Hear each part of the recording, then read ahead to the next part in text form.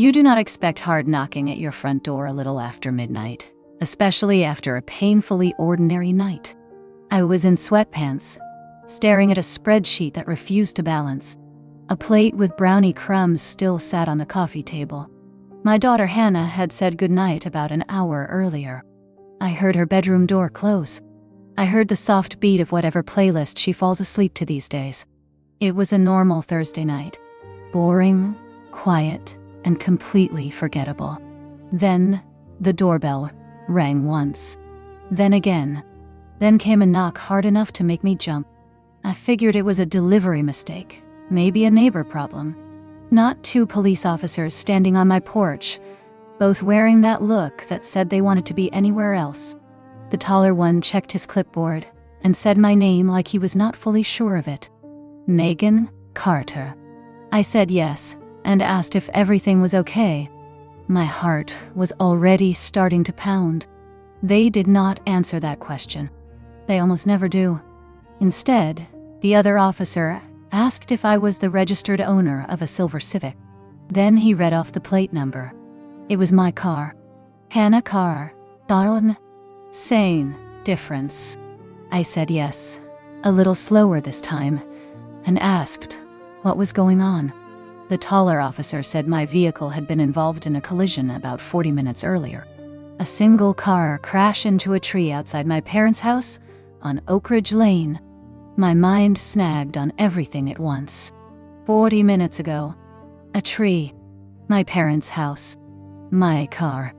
I almost said they had the wrong person, then stopped myself. That sounded like the first line in every bad crime documentary. So instead I said I had not left the house all night, and the car should still be in the driveway.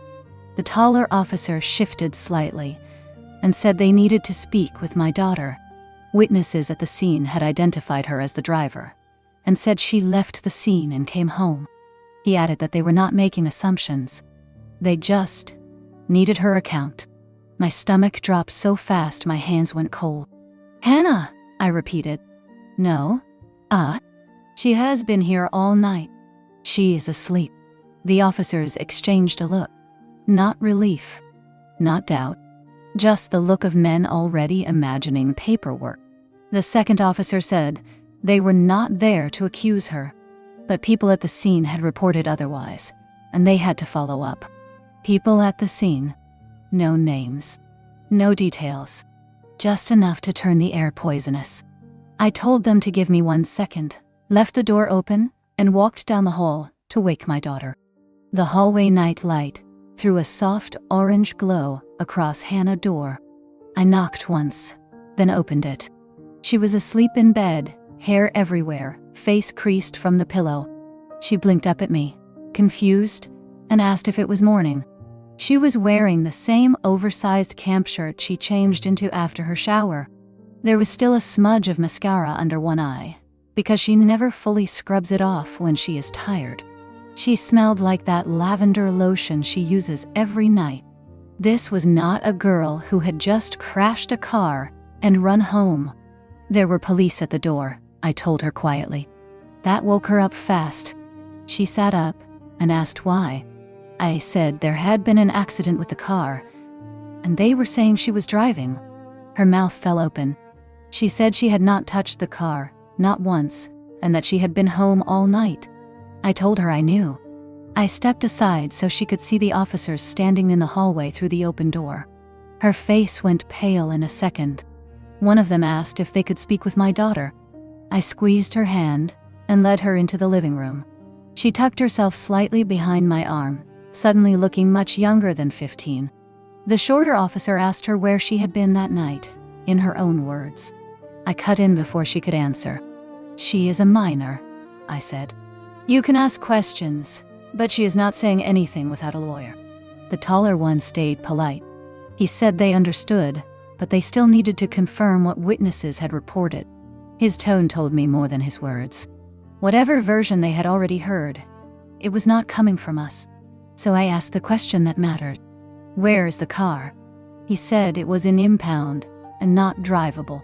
The front end had major damage. Then I asked who exactly told them Hannah was driving. He paused just long enough to confirm what I already feared. He said they could not disclose that, but they had received multiple statements. Multiple. Not one confused witness. More than one person had handed police the same lie. I turned to Hannah and asked if she drove that night.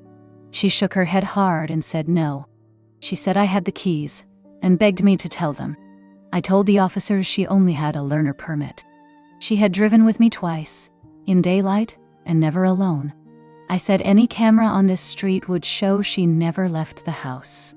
The shorter officer said no one was claiming Hannah had permission to drive.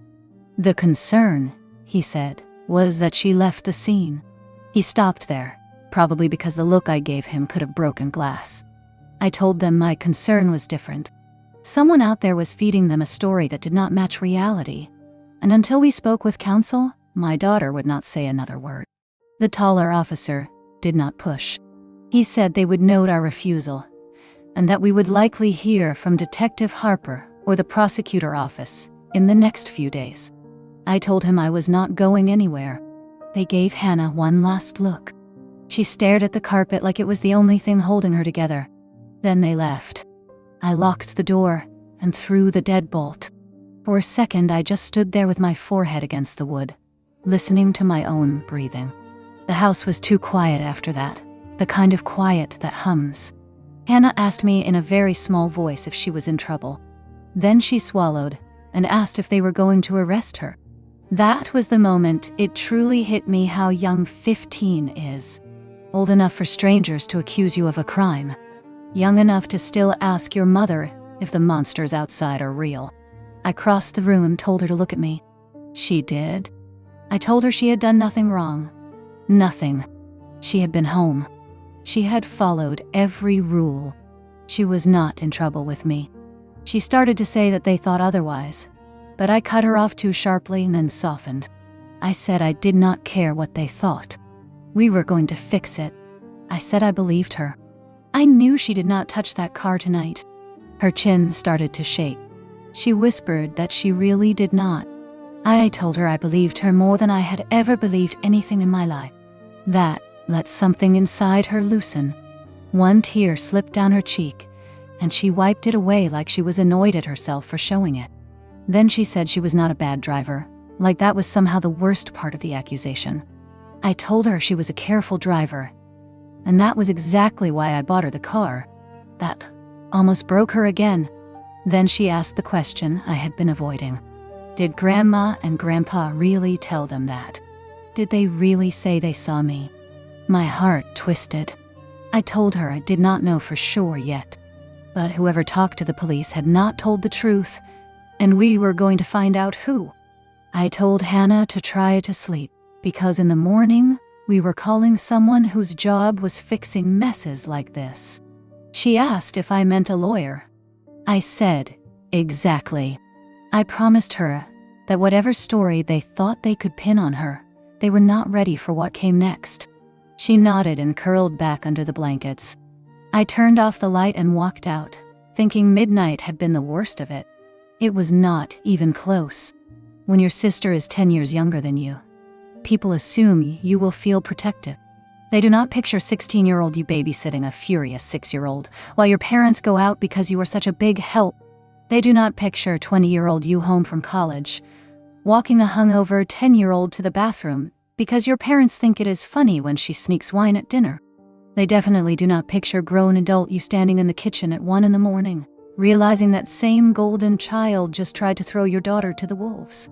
Growing up, Brittany was the baby. That was her whole job description. She is still learning, my mother used to say whenever Brittany broke something that was not hers. She is just expressive, my father would add when she screamed at waiters. I was the responsible one. That was my role. You are older. You should understand. I heard that line so often, it became a religion. When Brittany got caught shoplifting lip gloss at 16, my parents rushed to the store, begged the manager not to involve the police, and then spent the ride home lecturing me about how important it was not to make Brittany feel worse.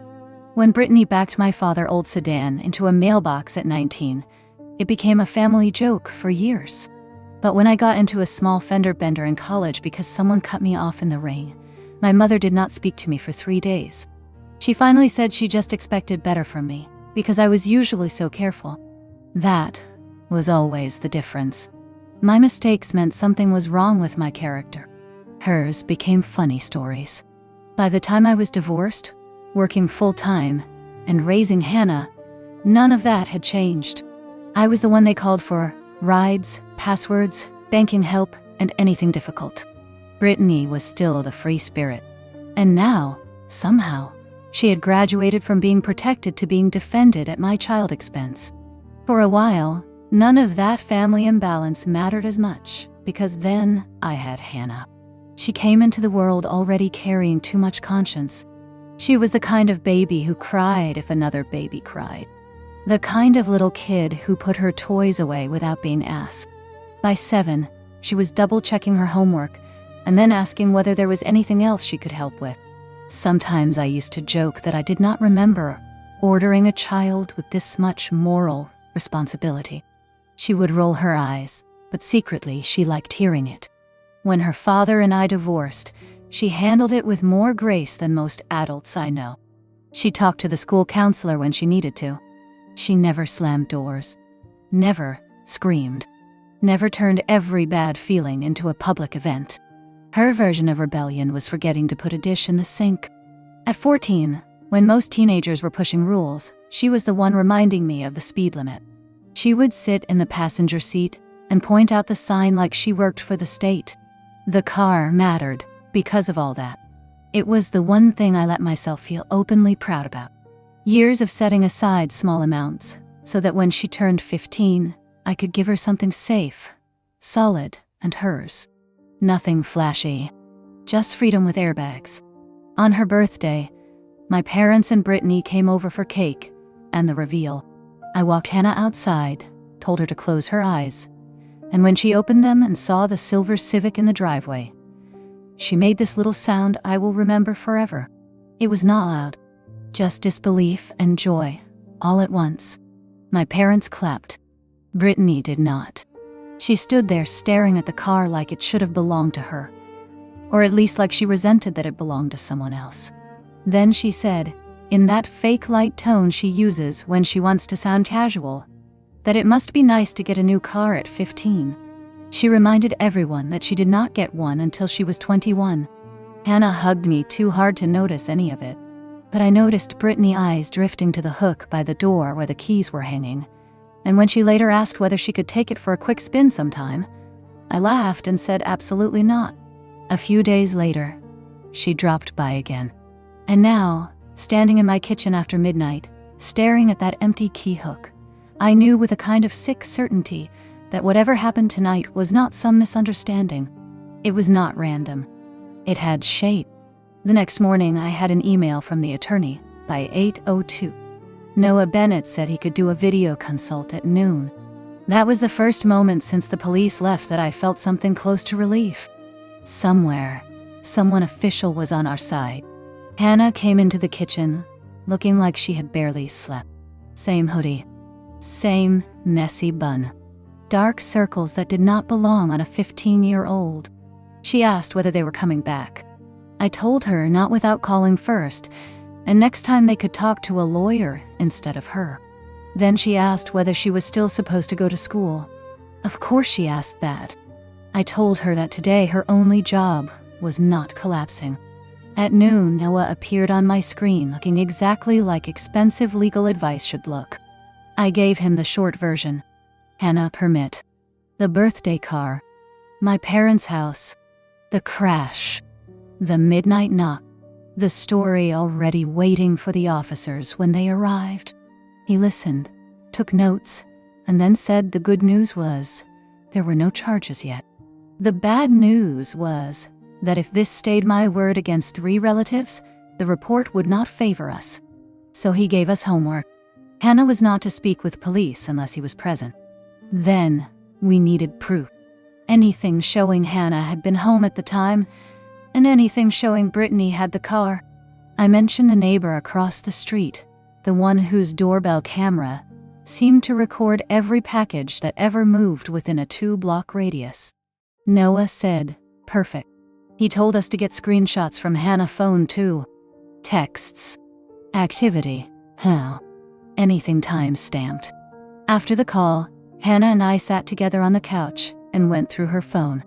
At the exact time the officers said the crash happened, she'd been messaging a friend in a steady stream. Memes. Commentary about some ridiculous show twist. Timestamps lined up clean and neat. We captured everyone. Then I went to the neighbor and asked if his camera might have caught my car leaving. It had. On the playback, the porch looked gray and flat in that weird doorbell camera way. The Civic sat in the driveway. Then, Brittany walked into frame alone, head down, keys in hand, and got into the driver's seat. No second person. No shadowy 15-year-old. Just Brittany and her bad decisions. He emailed me the clip. I forwarded everything to Noah with one subject line. "Here you go." An hour later, Noah called me back. He said the footage was excellent, and he had already pulled the incident report. Then he asked if I wanted the infuriating part first. I told him I had been training for that my whole life. He let out the kind of breath people use before delivering something corrosive. Then he told me Brittany claimed she had been at my parents' house the entire time. According to her statement, she looked out the window and saw Hannah driving alone just before the crash. My stomach dropped, but he kept going. My parents backed her up. Both of them. They each told the officers they saw a young girl behind the wheel, and that they were certain it was Hannah.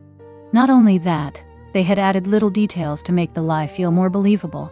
They said Hannah had been getting more confident lately, and that I had been letting her push boundaries. It was not enough to accuse her. They also had to make me look careless. I closed my eyes for a second and saw my mother at Hannah's birthday party, smiling at the cake like she was a normal grandmother. Noah said all 3 statements were signed. That was the part that settled in like ice. They did not panic and say the wrong thing in a moment. They chose a story and committed to it. Then he gave me the good part. The neighbor footage contradicted all of them. It showed Brittany taking the car from my driveway alone. Hannah's phone activity lined up exactly with her being home at the time of the crash. Clean evidence. Hard evidence. The kind people like my parents always forget exists until it is too late. I asked what happened next. Noah said he was sending everything to Detective Harper that day and copying Prosecutor Ellis as well. Once they saw it, he said, the story would shift fast. The follow-up meeting was still on. 3 days from then. Everyone would be in the same room. My parents. Brittany. Me. Hannah. He said the evidence was strong and told me to let it speak. After we hung up, my phone buzzed with a text from my mother. She said they heard I had hired a lawyer, and this was getting out of hand. Funny how things only became out of hand when I pushed back. I typed one sentence. You gave sworn statements about my child. This is out of hand. Talk to your attorney. Then I hit send before I could remember how to be the bigger person. I had retired from that role. I found Hannah in the hallway before I even had time to put my phone down. She had that look she gets when she already knows the answer and just does not want to hear it out loud. She asked what happened. I told her the truth, because there was no point dressing it up. Brittany was not the only one lying. My parents had backed her. All 3 of them had told police they saw Hannah behind the wheel. Something moved across her face then. Not tears. Not panic. Just this stunned little crack, like a piece of trust giving way. She asked why they would say that. I told her because they were wrong, and right now that was all that mattered. I did not tell her the rest, that protecting Brittany had always mattered more to them than protecting the truth. Hannah took a breath and asked whether we were still going to be okay. I told her yes. We had the footage. We had her phone. We had facts.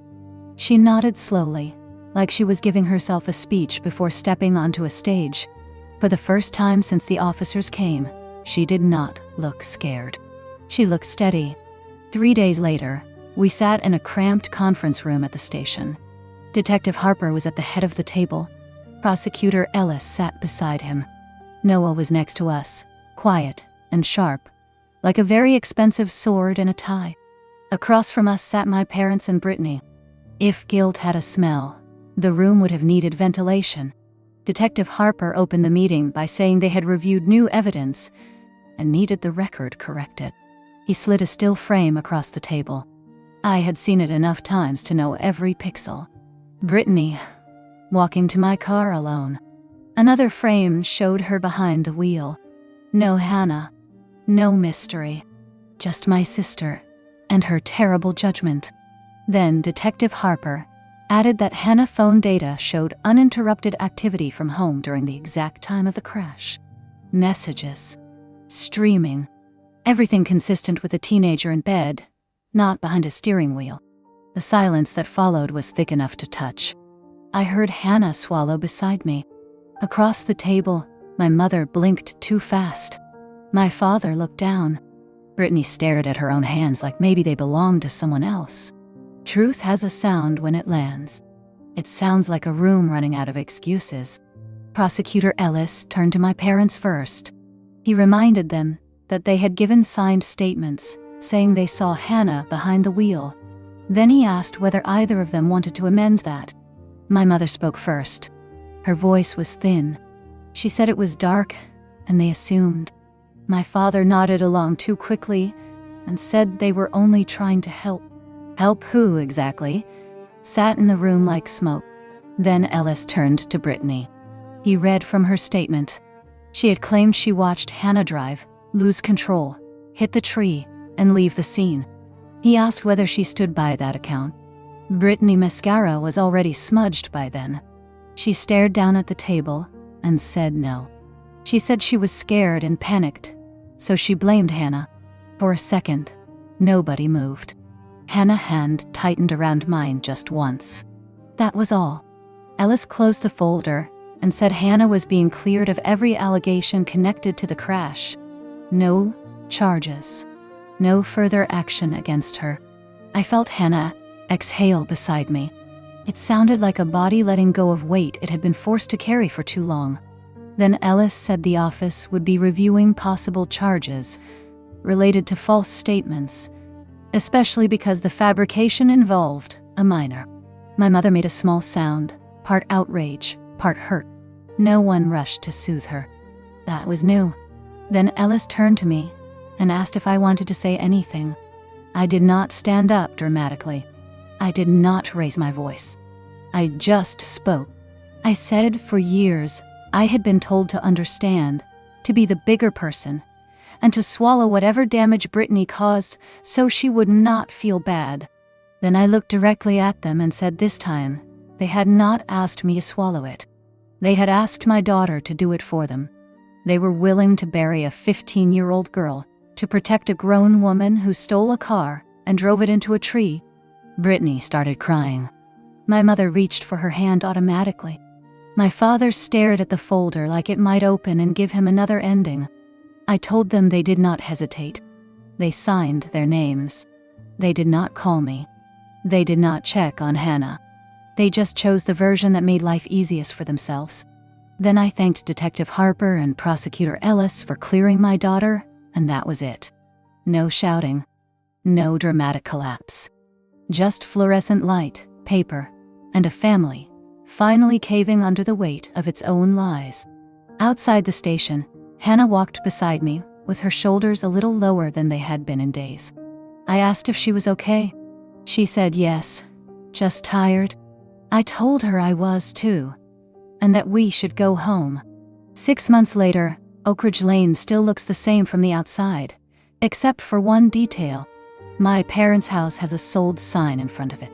It turns out filing false statements about a minor leaves a mark. Brittany ended up with a misdemeanor.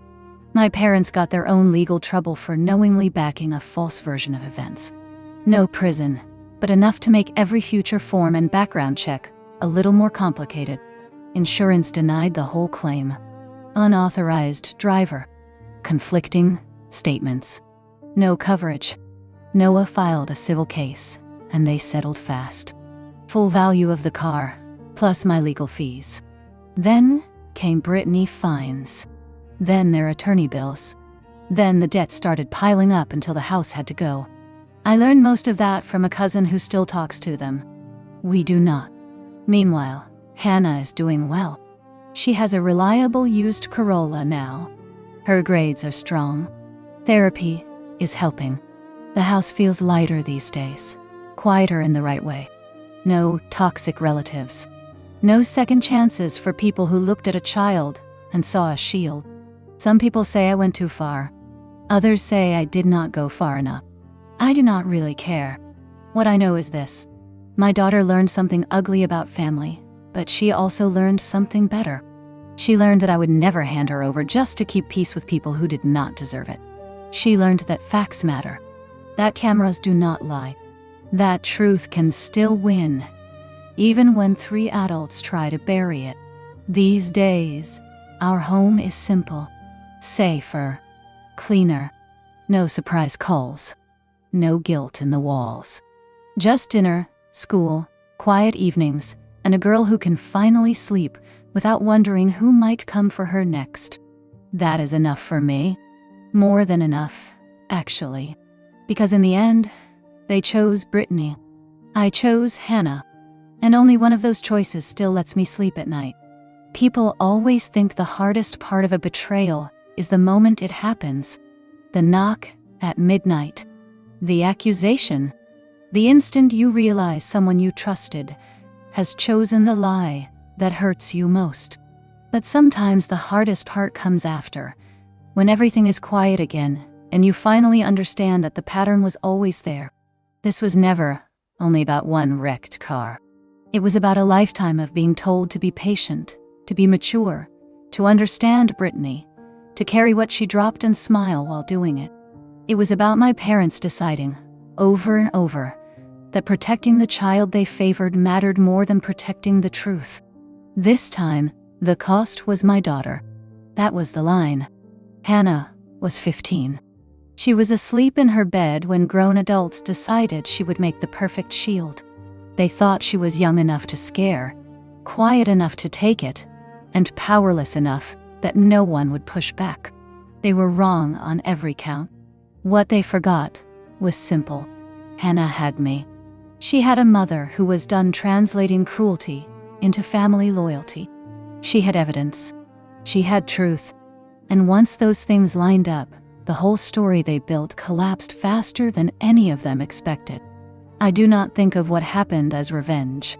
Revenge would have been louder, meaner, more satisfying in the short term. What I did was smaller and stronger than that. I refused to let a lie harden into record. I refused to let my daughter carry shame that belonged to adults.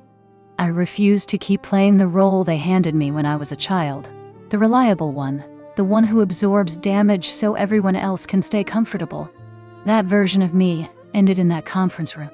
These days, Hannah drives carefully. She still notices speed limits before I do. She still double-checks things. But there is one difference now. She knows that if the world tries to put something ugly on her shoulders, I will help her throw it off. My parents chose Brittany. They always did. I chose Hannah once, clearly and without apology, and I will keep choosing her every time. So no, I do not wonder whether I went too far. I wonder why I ever thought going quietly was the same thing as keeping peace. It was not peace. It was surrender. And I am done surrendering to people who would sacrifice a child to protect a favorite.